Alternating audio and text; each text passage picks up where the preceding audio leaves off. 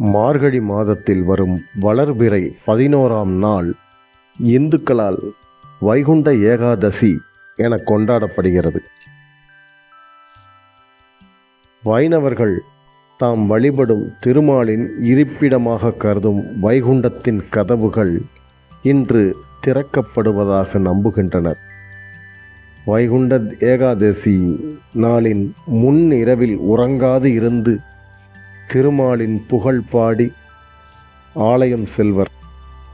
விடியற் காலையில் பெருமாள் கோவில்களில் பொதுவாக எல்லா நாட்களும் வடக்கு திசையில் மூடப்பட்டிருக்கும் வாயில் இன்று மட்டுமே திறக்கும்.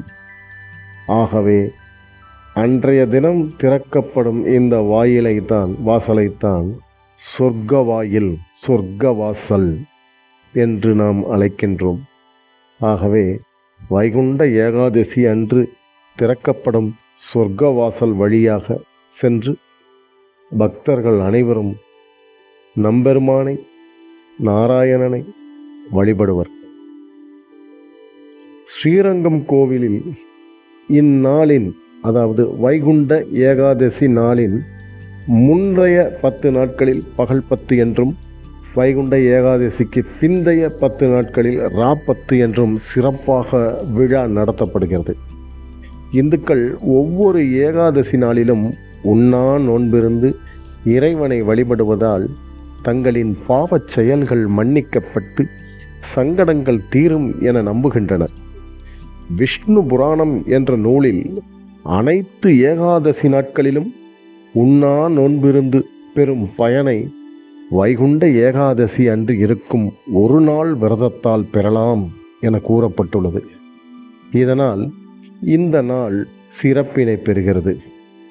புராண நூலின்படி திருமால் தனக்கு எதிரிகளாக இருந்த 2 அரக்கர்களுக்கு இந்நாள் அன்று வைகுண்டத்தின் கதவுகளை திறந்ததாகவும், இக்கதையை கேள்விப்பட்டு இந்த வாசல் வழியே பெருமாளின் திருவுரு வெளியே உலா வரும்போது தரிசிப்பவர்கள் அனைவரும் தாம் பெற்ற நிலை கிடைக்க வேண்டும் என அவர்கள் வரம் வேண்டியதாகவும் கூறப்படுகிறது.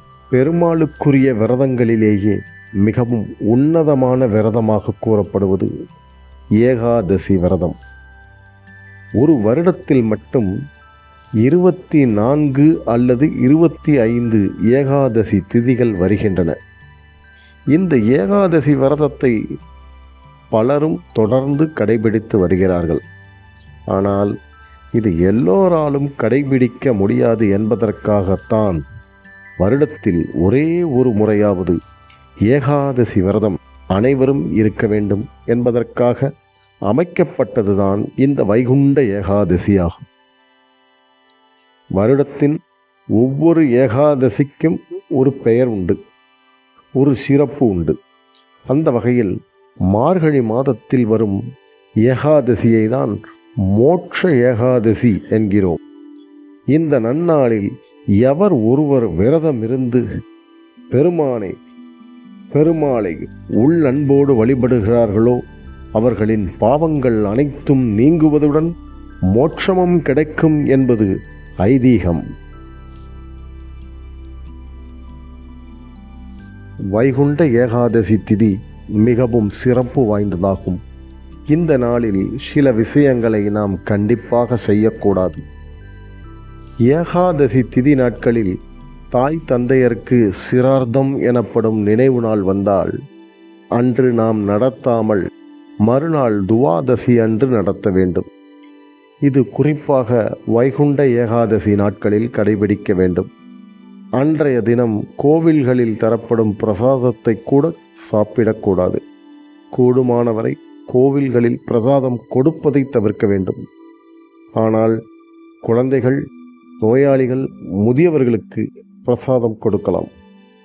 ஏகாதசி அன்று உணவு உண்ணாமல் இருப்பவர்களை கேலி செய்து அவர்களை உண்ண வைப்பவனும் மிக கீழான செயல்களில் ஈடுபடும் நரகத்திற்கு செல்வான்.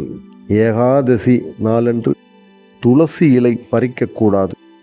துளசி இலை தேவைப்படும் பட்சத்தில் முதல் நாளே பறித்து வைத்து விட வேண்டும்.